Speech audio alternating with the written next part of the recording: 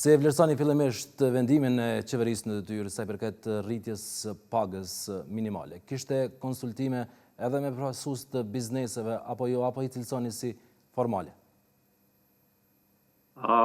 Jo, ishte një thirrje vetëm sa për ta legjitimu propozimin e ministrit në detyrë të financa për ta bërë një propozim në qeveri. Ne nuk kemi shku, ju kemi njoftu edhe publikisht dhe përmes një komunikate se si ode ekonomike që jemi të përfaqësuar me 3 anëtar në Këshillin Ekonomik Social. Në momentin që kemi pa që kërkesa nuk po kërkon me ligjin për themelimin e Këshillit Ekonomik Social, ne nuk kemi marrë pjesë. Kjo ka qenë një për arsye, po ashtu edhe arsyeja tjetër ka qenë për shkak të vendimit të Gjykatës Supreme që nuk ja jep të drejtën ministrit, në këtë rast financave, po edhe ministrive tjera, ministrave tjerë që të sjellin vendime. Ne nuk kemi dashur që të bëhemi pjesë në ndonjë vendimarrje jo të lehtëshëm sipas vendimit të Gjykatës Supreme, prapë e theksoj. Dhe e treta e kemi pa që nuk na është dhënë mundësia që ne të kthehemi të anëtarët e Odës Ekonomike të Kosovës dhe ta diskutojmë me anëtarët e Odës Ekonomike ndonjë propozim për pagën minimale, siç ka qenë rasti që ne kemi dëgjuar nëpërmes mediave dhe javën e kaluar me kryeministrit gjatë paraqitjes në Kuvendin e Republikës Kosovës që paga minimale do të jetë 500 euro. Dhe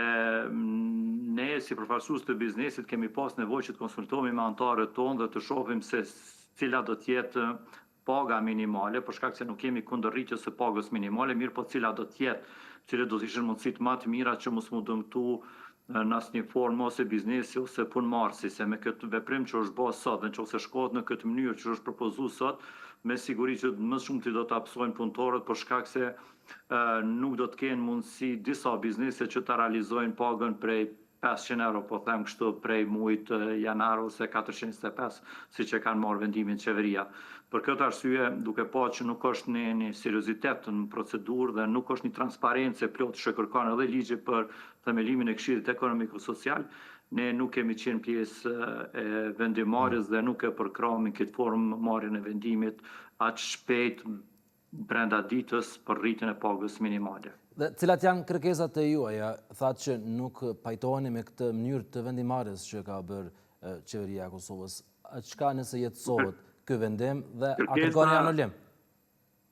Shiko, ne do të kërkojmë që mos të ngutet me veprimet e implementimit sa i përket pagës minimale, edhe pse ashtu është thonë që prej ne janarit kjo do të jenë fuqi 425 euro, ndërsa prej rritja prej 500 euro e pagës minimale është thonë që do të jenë fuqi me një korrekt. Mirë po ne kërkojmë që të respektohet ligji për themelimin e Këshillit Ekonomik Social,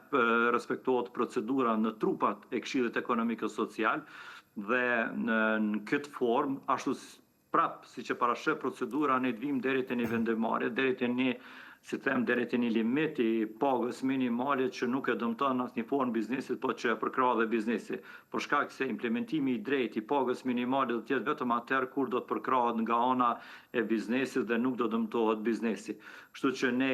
paralelisht me vendosjen e kufirit për pagën minimale, kërkojmë që të ndërmirën edhe veprime tjera siç ka ndodhur në të kaluarën kur paga minimale ka qenë më e ulët, po siç veprohet edhe në vende tjera. Për shkak se në tatimin e të ardha personale lirohet deri në shumën që vendoset paga minimale. Dhe në këtë rast siç dashën, qofse kanë shkuar në atë ekstremin që gjithçysh me implementu vendimin për pagën minimale prej 425 eurove, është dashur të mirët edhe vendim për lirimin e kësaj shumës nga tatimi të ardhave personale në mënyrë që të mos vi biznesi në vështirësi, se ka shumë sfida tani kjo ta ngarkon edhe dyfish me rritjen e pagës minimale duke mos e liruar nga tatimi të ardhave personale. Për këtë arsye është dashur një proces shumë më transparent, është dashur një studim i thokt